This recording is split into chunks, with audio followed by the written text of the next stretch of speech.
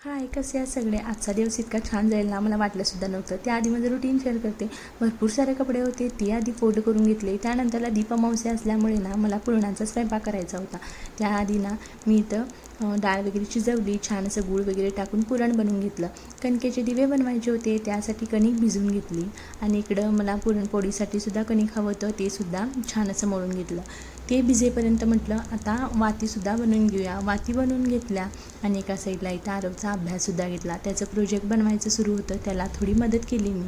त्यानंतरला म्हटलं इथं देवाचं साहित्यसुद्धा धुवून पुसून घेऊया. ते स्वच्छ धुतलं आणि छान असं पुसूनसुद्धा घेतलं आणि ठेवून दिलं. मुलं झोपली होती. आता म्हटलं मुलं झोपलेत तसं पोळ्यासुद्धा बनवून घेऊया. तर इथं मी लगेचच छान असं पीठसुद्धा भिजलं होतं आणि पुरणसुद्धा छान झालं होतं. लगेचच छोट्या छोट्या एक 5-6 पोळ्या बनवून घेतल्या नैवेद्यासाठी आणि छान असं भाजूनसुद्धा घेतल्या. आरवला पाहिजे होत्या छोट्या छोट्या पोळ्या, तर त्याच्या म्हणण्यानुसार छान मी असं छोट्या छोट्या पोळ्यासुद्धा बनवल्या होत्या.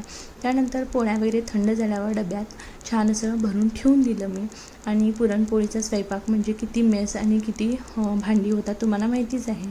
तर भरपूर सारी भांडी होती, ती घासून घेतली आधी. त्यानंतरला बर्शन कोट्टा वगैरे पुसून घेतला आणि मला झाडू वगैरे मारायचं होतं, ते सुद्धा मारून घेतलं. आणि लगेचच इथं कणकेचे दिवे बनवायला घेतले. छान असे कणकेचे दिवे बनवले, त्याच्यात वात वगैरे घातली आणि छान अशी पूजासुद्धा मांडून घेतली. मुलंसुद्धा उठली होती, छान असं त्यांना रेडी केलं आणि माझ्यासोबत पूजेला बसून घेतलं आणि दिवे वगैरे लावले आणि छान अशी पूजा करायला घेतली.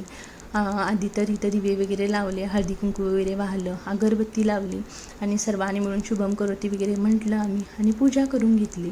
आणि मुलंसुद्धा एन्जॉय करत होती, कारण की त्यांना काही माहिती नसते. असंच आम्ही आपल्याजवळ बसून सर्व दाखवलं ना तर त्यांनासुद्धा कळून जातं. त्यानंतरला मी इथं दोघांना कुंकू वगैरे लावलं आणि औक्षण करायचं होतं. तर ह्या कणकेच्या दिव्यानं ना मुलांना ओवाळलं तर दृष्ट लागत नाही आणि त्यांना दीर्घायुष्य आणि आरोग्य चांगलं राहतं असं मानलं जातं. तर यासाठी आपण प्रत्येक वर्षी हे केलं पाहिजे.